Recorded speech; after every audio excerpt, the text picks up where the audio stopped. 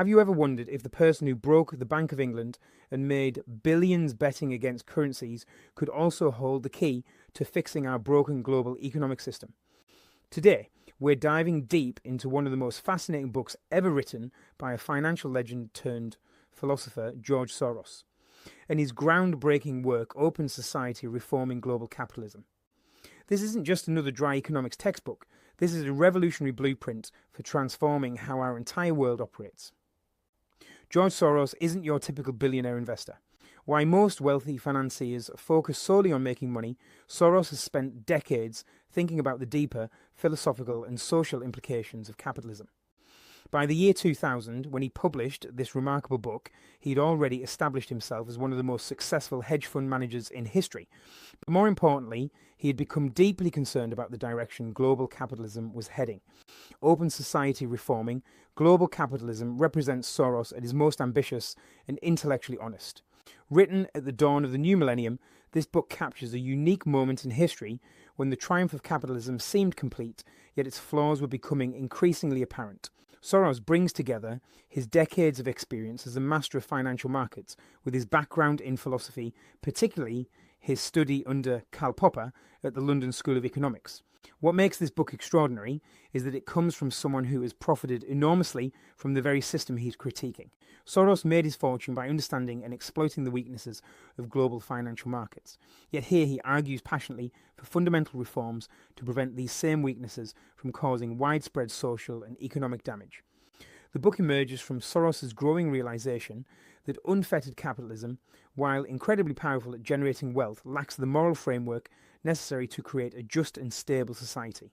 He watched as the Asian financial crisis of 1997 devastated entire economies, and he recognized that the same market mechanisms that made him wealthy were capable of causing immense human suffering. Soros approaches this complex topic with the rigor of an academic philosopher combined with the practical insights of someone who has operated at the highest levels of global finance for decades. He doesn't simply criticize capitalism from the outside, he dissects it from within, showing both its incredible strengths and its dangerous blind spots. This insider's perspective gives the book a credibility and depth that purely academic treatments of the subject often lack. The central thesis of Open Society: Reforming Global Capitalism revolves around what Soros calls the fundamental flaw in pure market fundamentalism. He argues that while markets are incredibly efficient at allocating resources and driving innovation, they cannot by themselves create the moral and social frameworks necessary for a healthy society. The book systematically dismantles the belief that free markets will automatically produce the best outcomes for everyone. Soros builds his argument on the philosophical foundation of reflexivity, a concept he developed that explains how participants in markets don't just observe reality, they actively shape it through their perceptions and actions. This creates feedback loops that can lead to boom and bust cycles, financial bubbles, and social instability.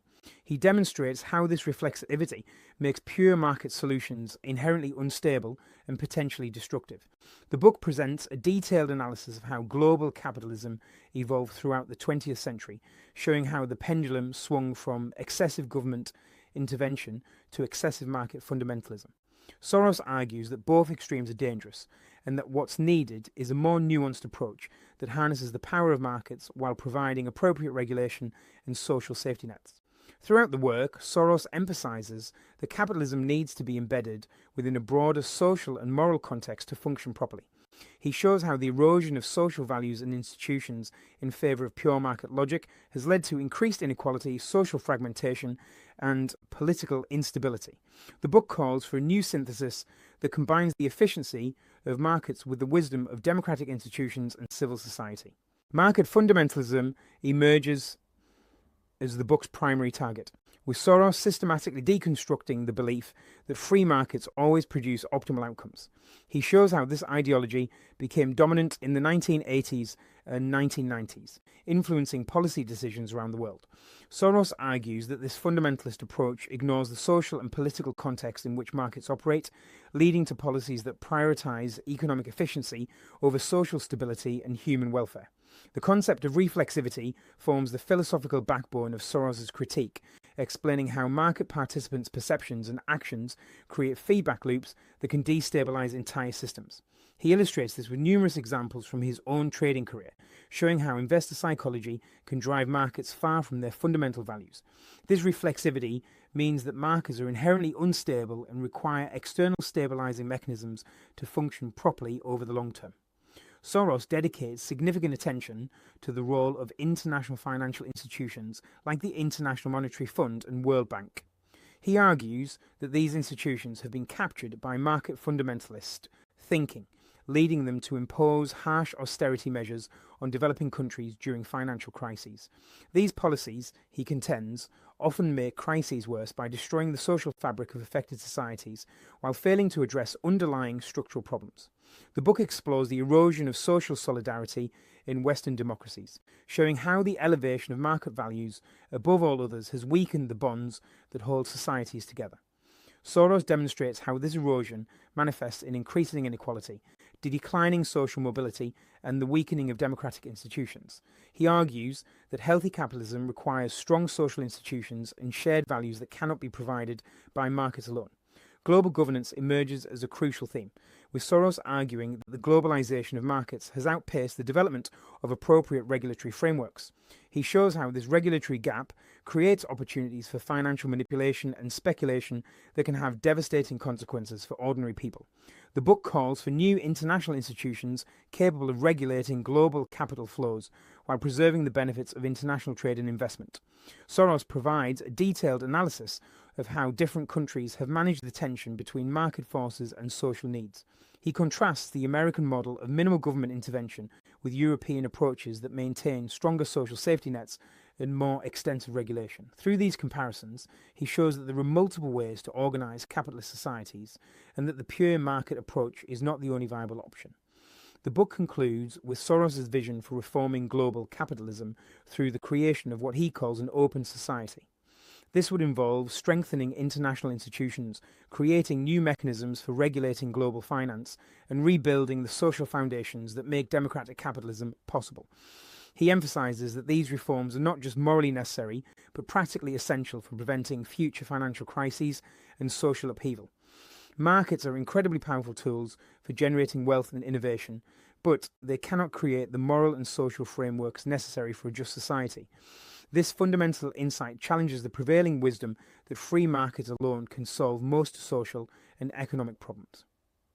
Readers learn that successful capitalism requires strong institutions, shared values, and appropriate regulation to function properly over the long term. The concept of reflexivity reveals that markets are not simply objective mechanisms for discovering prices, but complex systems where perceptions and reality constantly influence each other.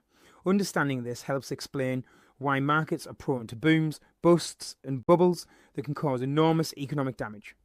This insight is crucial for anyone trying to understand how financial markets really work and why they sometimes behave irrationally. Global financial integration has created new vulnerabilities that require new forms of regulation and cooperation. The speed at which capital can move across borders means that financial problems in one country can quickly spread worldwide, as demonstrated by the Asian financial crisis. This interconnectedness demands stronger international institutions and better coordination between national governments. The ideology of market fundamentalism has become dangerously dominant in policy circles, leading to decisions that prioritize economic efficiency over social stability. Recognizing this ideological bias is essential for understanding why certain policies fail and why alternative approaches might be more effective. This awareness helps readers critically evaluate economic policies and their likely social consequences. Social solidarity and shared values are not obstacles to economic growth, but essential foundations for sustainable prosperity. The erosion of these social bonds through excessive marketization weakens democracy and creates conditions for political extremism and social unrest. Understanding this relationship helps readers appreciate why purely economic approaches to social problems often fail. International financial institutions need fundamental reform to better serve the needs of developing countries and prevent future crises. The current system often imposes one-size-fits-all solutions that ignore local conditions and social realities. This insight is particularly important for understanding global development challenges and why traditional approaches often fall short of their goals. Democracy and capitalism are not automatically compatible and require careful balancing to work together effectively. The book shows how excessive focus on market outcomes can undermine democratic processes and institutions. This understanding is crucial for anyone concerned about the health of democratic societies in an era of global capitalism. The wealthy and powerful have a special responsibility to support the social and political institutions that made their success possible. Soros argues that those who have benefited most from the current system have an obligation to help reform it for the benefit of everyone. This message challenges readers to think about their own responsibilities as citizens and participants in the global economy. Alternative models of capitalism exist and can be more successful at balancing economic efficiency with social needs. By studying different national approaches, readers can see that the American model is not the only way to organise a market economy. This comparative perspective opens up possibilities for reform and improvement that might otherwise be invisible. Long-term thinking and systemic reform are more important than short-term profit maximisation for creating sustainable prosperity. The book shows how focusing exclusively on immediate financial returns can undermine the foundations of long-term economic success. This insight is valuable for both individual investors and policymakers trying to build more stable and equitable economic systems.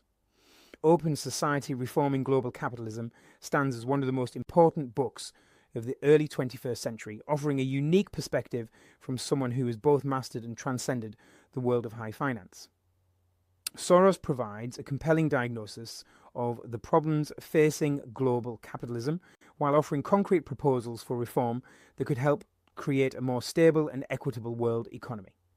What makes this book particularly powerful is its combination of philosophical depth with practical experience. Soros doesn't write as an outside critic, but as someone who has participated in and profited from the system he's analysing. This gives his critiques extra weight and his reform proposals greater credibility than they might have coming from purely academic sources. The book's relevance has only increased in the years since its publication, as many of the problems Soros identified have become more severe. The global financial crisis of 2008, rising inequality in developed countries, and the political instability that has followed have all validated his warnings about the dangers of unfettered capitalism. His call for reforms that strengthen social institutions and international cooperation seems even more urgent today than it did in 2000. Perhaps most importantly, Open Society offers hope that positive change is possible. Rather than simply condemning capitalism or calling for its replacement, Soros shows how it can be reformed and improved to better serve human needs. His vision of an open society that combines the dynamism of markets with the wisdom of democratic institutions provides a roadmap for creating a more prosperous and just world for everyone.